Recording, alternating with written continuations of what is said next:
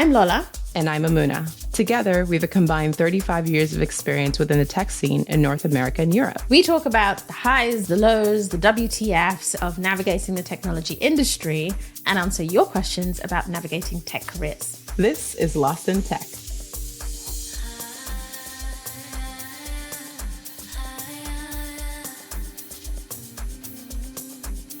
Hi, friend.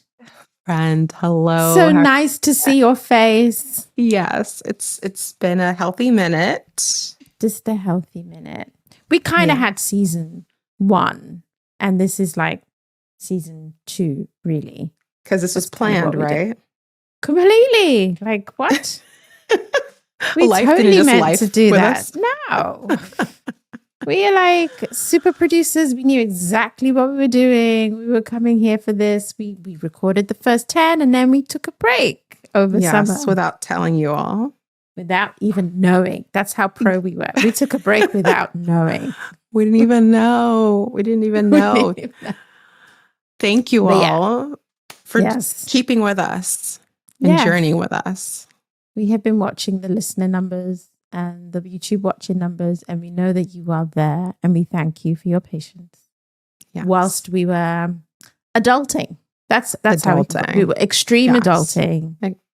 Work, family, kids, life. All the things. Life. All the things. Life. Yeah. But we have a renewed energy. We're excited to be here. Excited to bring you all here. Yes, latest. We're still lost in tech, quite frankly.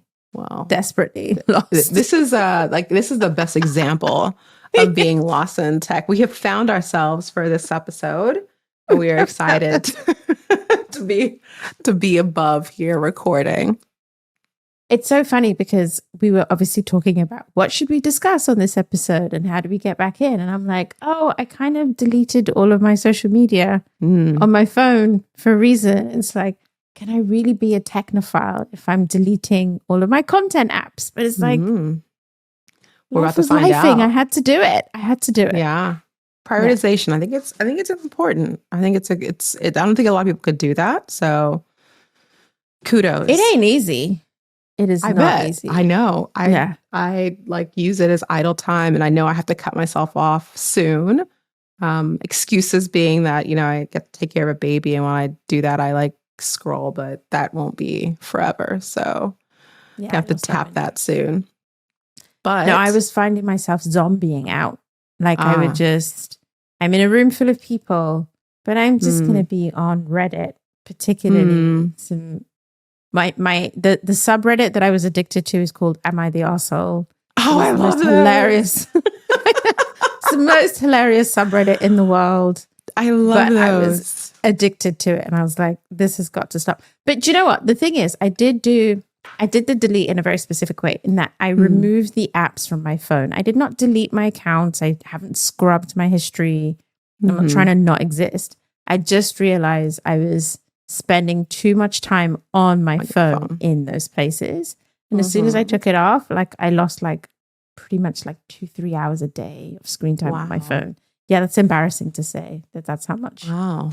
Well, good for you. I think regardless, you did it. So good for you. Yeah. Speaking of screen time and social media, you were like a pretty invested Threads user. I also removed Threads from my phone, but I still believe in it. So they had, an 82% drop in their daily active users. And major brands have been posting on there for the last 4 to 6 weeks. So I'm curious, what kept you interested and engaged on using Threads? And then we can talk about why maybe people are dropping off.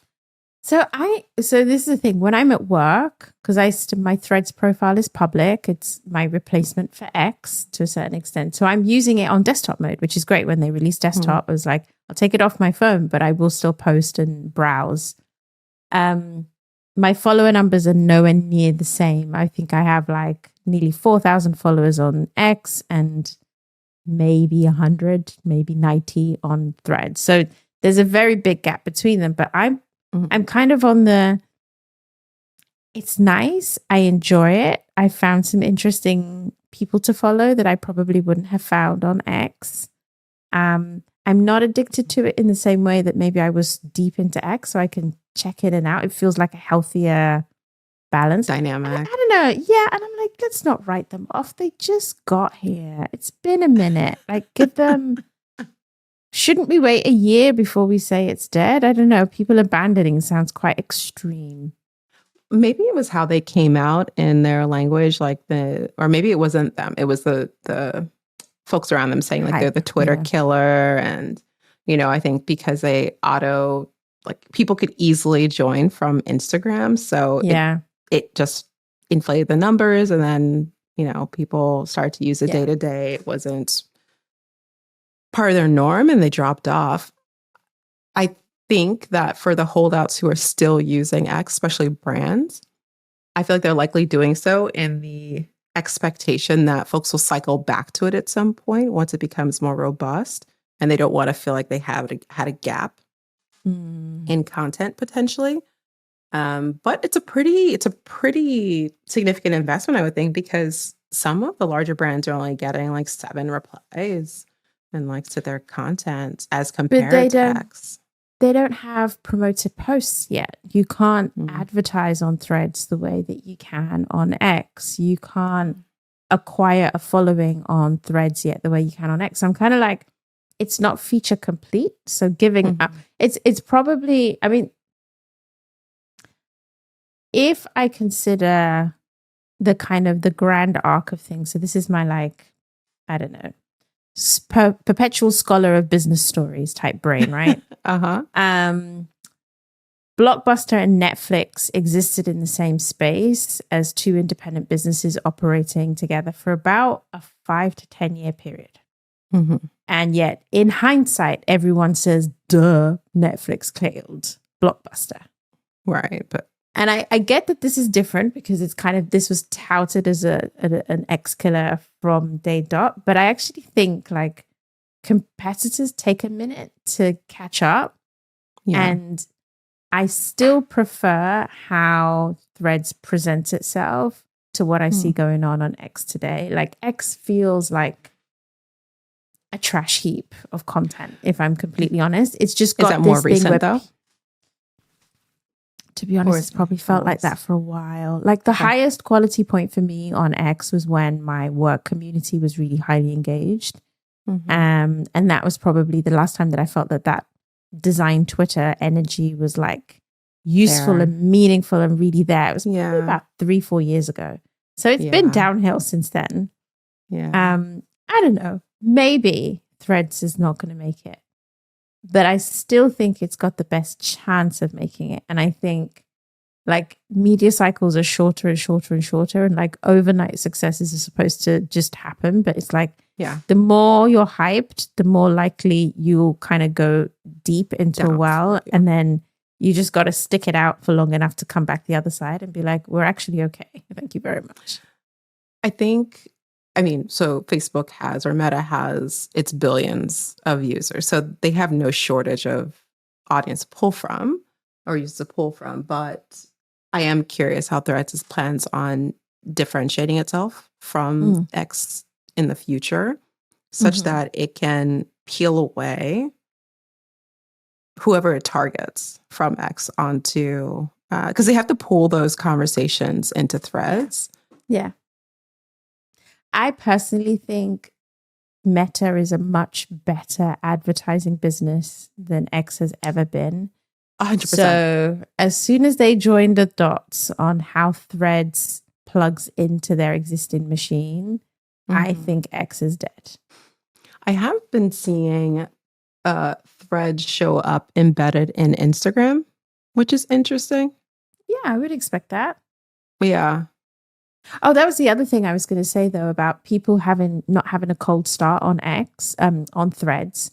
They didn't. But remember a few episodes ago, I talked about the fact that my social graph for text-based broadcast is totally different to my Instagram one. And like, I felt like I had to not follow the people I followed on Instagram on Threads because I want to see your cute kids pictures. I don't know that I want to see the text version of that. Or do you know what I mean? Especially like it's a desktop tool for me now. So I'm like, I'm actually looking for like content. Not fun. And so different audience. Same. Yeah. I mean, it's I wouldn't a different follow audience. Instagram and X users the same. It's not the same profile any more than like, I think Facebook had some research where they also talked about Instagram profile is very different from your face. Like if you have both Facebook and Instagram, you kind of have a different audience in mind. Yeah. So I think Threads just fits into that. But let's see. I could be wrong. This could be a bet that I'm just wrong on, and it dies. I mean, I think they're going to keep investing in it. So something's going to happen with it. I doubt they're going to let that one flounder. Let's see when they launch advertising or promoted posts, and they give you more options for like sorting your view. Like right now, it's whatever they recommend as opposed to timeline based or whatever. So they then have the two things that I think X does, which is real time. Like if something is happening in real time, Threads cannot handle that right now. And so you end up going to X. And then actually brands being able to spend for promotion and do kind of like acquisition work. When that happens, if it doesn't work, then I think Threads is sunk. But because they haven't launched those two things yet, I'm like, that's fair. Give it a minute. That's fair. Let's see what happens. Yeah. Okay. That's fair. That's fair. Yeah. But speaking of sort of like companies trying to compete, so I have one that is a piece of news that I did come across. So in my world of blockchain and crypto, the big news in the last couple of weeks is that PayPal has launched its own stablecoin. How much do you know about stablecoins? Actually, not a lot. Enlighten me. Okay, we'll put a link in the show notes on like what is a stablecoin. But essentially, like as we know, crypto is basically made up money, and way back in the beginning, everyone decided to make up whatever name they wanted. Like people literally, there are things called meme coins where like it's like their dog's name or whatever. Or Elon Musk's Shibu, famous, the Dogecoin, right? Dogecoin, all of that stuff.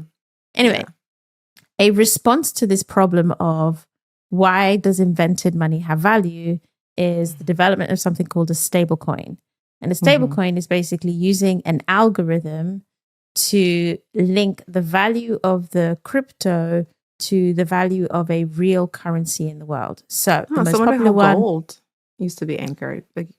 Pretty much, but again, most currencies are not using gold as the underlying value store anymore. No, most of them moved away. That was a silent. Yeah.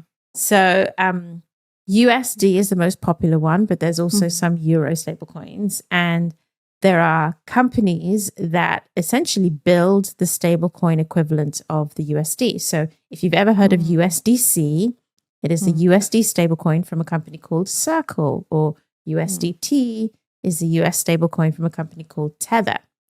There is now PYUSD, which is PayPal USD.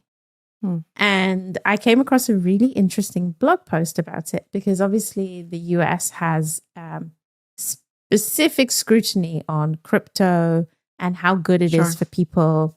And there was a particular statement that came out from one of my favorite US politicians, but maybe she and I are on opposite sides of the blockchain table. But Maxine Waters basically saying that she was really worried about consumer protections that were baked into crypto. And so this blog basically talks about how PayPal's created this stablecoin, and it is actually safer with more consumer protections than the normal USD that PayPal has. So the article breaks down that. So it breaks down a couple of things. So if you put, say you've got $100 in PayPal, PayPal is obviously using that money kind of like a bank, right? And so if something went wrong, you should be able to get $100 back. But PayPal has something like 36 billion US dollars inside it, and can only guarantee reserves of around about, I think if I read the article correctly, 13 billion of those. So there's a gap. And the reason is they've invested that money in different types of assets. And because of the way the US dollar is set up, they've actually been able to invest it in stocks and assets that aren't necessarily super high quality. So some of those are considered risky. On the flip side, the crypto USD, so PYUSD, the entire thing is 100% backed by US Treasury bonds, which are like gold star bonds. So if you're somebody who's got your money in PayPal, you may want to swap your normal USD for like the stablecoin USD, because actually it's kind of safer. Stable. Not that PayPal is going to crash and burn or risk anything it all. like that. They're going to be around forever.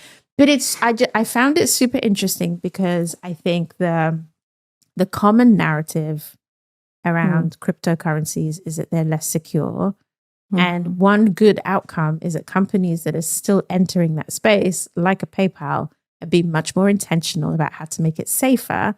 And in PayPal's case, that's probably made it safer than just having the normal currency, which is an irony that might be interesting to see what happens to everything else. Because, yeah, I would certainly be interested in PayPal stablecoin at this point. Yeah. How does their stablecoin, compare to UST and USC?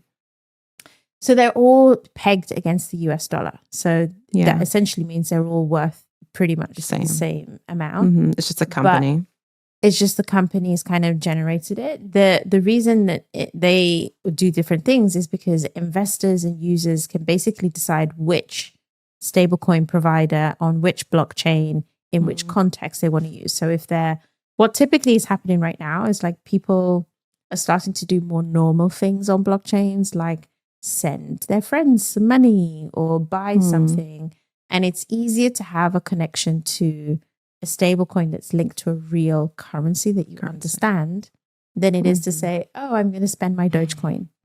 It's like, no one wants to accept Dogecoin, but a bunch of people will probably accept PYUSD as well as USDC, USDT, and so forth. So it's kind of coming into this space whereby the rules and limitations of standard currencies, a good example of where stablecoins are going to play a role, I think. You and I have family in Nigeria.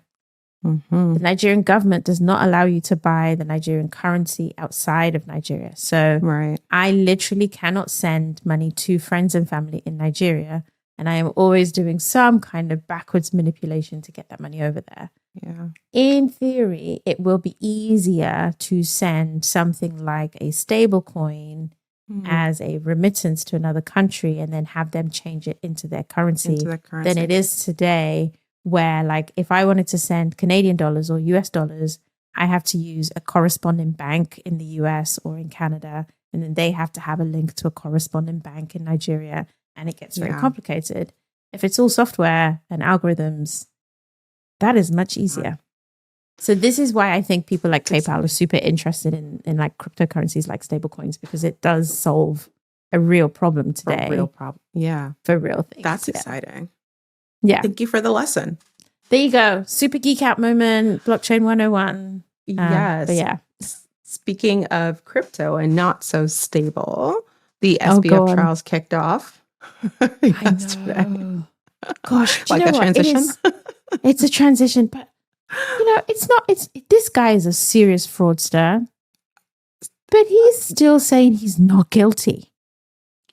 The level of, like, I think about when you're speaking to like a toddler or any child, and they don't understand, like, because innocently, they don't understand that there was a cause and effect. Like, they did something, and now there's a result of that, and now we have to talk about it, and you have to take 100%. Ownership in it. There's 100%. That same blank stare you get, like, huh? That's Me? not, I didn't mean to do that. Yeah. What? That's not what I was trying to do. And dude. And the narrative, like, I've been listening to the Journal's podcast series they've had over the past couple of days, like just sort of giving the background leading up to the trial. We should put the link in the show notes. Yes, we'll do that. And it's just interesting how the media sort of still came around him and was like soft around him compared to potentially other fraudsters. Like, it was just like, let's listen, let's understand. But he's so smart. He's so benevolent, just benefit of the doubt to the extreme. Listen. To the extreme. Like, true fraud. So much loss. People lost, like they had a man on there lost $500,000. Yeah. I mean, all of his money, all the I don't know. I don't know how to. I think there is something very socially interesting around the way that this guy gets treated. In that, like, if you think about what happened to Bernie Madoff, like if we do comparisons between Bernie Madoff and here, the thing that worked against, but like Bernie Madoff for a long time had a lot of benefit of the doubt applied to him in the same way. Yeah. The thing that ended up working against him was that they decided to kind of go against the rich old white guy. And there was a little bit of anti-Semitism in there, and it made him an easier villain. But for a long time, the reason he got away with what he got away with is because he looked right and he sounded right and he was just like them and he said all the right things. And how could he possibly be lying? My friend met him at the club and we had lunch and brunch and we stayed at his yacht. SBF is basically benefiting from the same thing, and youth. It's the same thing that happened with Elizabeth Holmes. Exactly. You are too young, too white, too bright, from too good a pedigree for you to really be evil. So we can't assume that you were super sneaky. We have to assume that you were just, you were just a bit silly. It happened, and we've got to forgive you. And I think there's like a psychology term called like weaponized incompetence. And it's not like SBF is doing that intentionally, but I'm like, this whole I didn't mean it. It's almost like, so you can get away with this because you didn't mean it. Like, are you serious, dude? Like, it just and the admissions he stated himself, where people just weren't even listening. Yeah, it's so interesting to me that I mean, you spot on with the comparison there between Madoff and Holmes and SBF, like say all cut from the same cloth. And they're just as problematic as each other. And I'm just like, let's see what happens here because, boy, it's been a lot. It's been a lot. Sorry. The noise came in my ears. I forgot to turn the disturb on. Yes, I apologize. No worries at all. I do wonder, I was listening to, like, I think about Black founders of different, just all over the world. And, the softness in the narrative around how their shutdowns take place is very different. I remember I was listening to, I think it was like the Techish podcast that was talking about the founder of Oja, the supermarket app. And I think folks were, I don't want to misquote them, but they were saying how the people weren't as forgiving in the, like, how she was handling things during her shutdown. Nothing to do with fraud. Nothing at all. But just the kindness that's shown to some folks in their moment of weakness versus others. Like the folks are very hypercritical. She was running her business incorrectly. And so it's just interesting when you think about when people in their weaker moments, not weaker moments, but when they're in their not so great moments as a business or as individuals, and the grace we either show them and like what biases we apply and assumptions it's we very apply. telling. Oh, honey. It's very telling. It is incredibly telling. And I think it's going to be, it's again, the social commentary. It is a sign of the current state of the world when you consider who gets the benefit of the doubt and who doesn't. And when they emphasize impact versus when they emphasize intention. And I know this is not the theme of the podcast, but for example, there was LinkedIn when I logged in the other day on my desktop, did share a recent blow up example of that as well, where like there was a gymnastics competition in Ireland, and there was a video of an official giving all of the little girls who participated a medal And there was a long row of girls, and in the middle of this row was a small black girl. And the official talked to her and did not give her a medal, and then continued down the line and gave everyone else a medal, and then went and got some more medals and gave it to everyone else. And this girl stood there for the length of the video and didn't get a medal. Now, didn't watch before, didn't watch afterwards. Apparently, she got her medal before the end of the day. But in the furor that followed, there was really interesting official statements made whereby the official gymnastics body allowed the woman who was in that to basically make the case that she never meant any harm. And then there was a lot of support, be like, it's an honest mistake. They never meant it that way. You should just kind of be whatever. And again, it's like, again, in that case, they did not center the impact it had on this singular black girl in that context. And what it felt like for her in that moment to be overlooked. It was like, and I think the way the rest of us reacted, it was like, it's a metaphor for a lifetime of never being seen. And then the benefit of the doubt going to someone else because of their intention as opposed to the action. And I know that's not where we wanted to go, but it just, again, it links to that. Who gets the benefit of the doubt? And SBF does not deserve our sympathy, quite frankly. No, like, this not dude at all. deserves all of the scrutiny, and all of his co-founders have turned against him. Turning. Yes. All of them have already accepted guilty pleas. They are all clearly much more adults than he is in this situation to be like, yeah, we made major mistakes and we kind of knew what we were doing. Yes. And he's just he's trying to pass it over. Like, I didn't know what was going on Alameda. I didn't know that was happening. It was an accounting error. It's like, this is the most major accounting error in the history of accounting errors. So yes.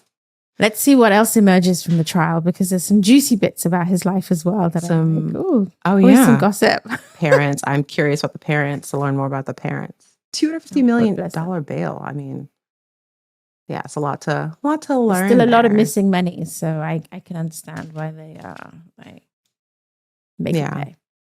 Yeah. Let's maybe finish off. What have you been learning about Mamuna? What's been going through your inbox of new knowledge? I am deep in the world of impact reviews right now. It is very consuming, but very important to do. It is a never-ending art you have to hone into. And so I'm spending a lot of time with my team, with myself, just investing in that. So that's where I am today. How about yourself? Doesn't matter how many you do or how many times you've done it. It's never a straightforward exercise to assess how well someone's performance is. Yes. It's never straightforward. And then also receiving feedback, right? So you want to do so openly, you want to invite it. So there's a lot that you want to be able to give. And then you also want to give good actionable feedback to individuals. So it's not generic. They know what you're expecting of them. So try to be very thoughtful. And that tends to consume quite a bit of energy. Yeah. So that's where I am right now. Sending you some emotional strength to handle that, the resilience required. Thank you. How about yourself? What are you doing? What are you learning? So I think I've said a few times, being that I am in a startup, the jack of all trades umbrella is definitely fully in action. So at the moment, I'm learning all around how to price software. And it's really fascinating because I used to lead an agency. And so in an agency, you boil everybody's time down to an hourly rate. You add a little bit of buffer in there and it's easy. This many hours, this much price. In software, there's a whole other set of things to consider. And you've got like fixed costs around, like if I needed extra capacity or server space, like in easy numbers, because those things come with prices. And then there's just a whole bunch of other stuff that you have to put in. And it's a very illuminating exercise. And as much as it's like maths and numbers, it's actually art. Because you kind of have to consider, like, how do you make sure you're accessible, not too expensive? What happens if you were wildly successful? Would you be forced to drop your prices? Would somebody ditch you because you were too expensive for them to sustain? How do you find a happy place that means like the people who pay the most stick with you and you still make good money with that? And And so we're doing a lot of scenarios, and it's much more involved than I would have ever expected. When you look at next time you sign up for an online subscription and you see three numbers next to each other, a lot went into those three numbers. Yeah. Yep. So I empathize and bring you lots of the math brain to scenario plan and model. Yes. Model things out. I don't envy you. I can't add up, for example. I don't know how to add up without my phone or an Excel spreadsheet. These are things that I have learned in the last It's weeks. good. It's good you have those things at your disposal. I do. Yes. Good. Amazing. This was fun. I'm glad we got to do this today. Yes. We've got an episode in the bag. Yes. But while we have that, before we go off, I think it's important to say that our dear listeners, we appreciate you and welcome your letters. Please, we want to be able to give our insights and our feedback and talk to you directly. And it would be great if you could grace us with your problems. You can get us on X. We're still on there. You can get us on email. You can message Mamuna and I on LinkedIn. Yes. Whichever way works for you. Info is coming up at the end of the show. But yes, please, please, please send us your letters. Thank you. And like and subscribe too. Yes, please do. We appreciate that. We've made this show for you, and we want to hear your stories. We have our combined 35 years experience in tech. We have an incredible bank of experts to call on. We are your safe space. So send us your tech challenges and we'll help you create some draft decisions through some real talk. You've been listening to me, Mamuna Oladipo. And me, Lola Oyelayo-Pearson. Edited and produced by me, Michael Blissa, with theme music by 031 Mash. Email us at help@lostintechpodcast.com or DM us at lostintechpod.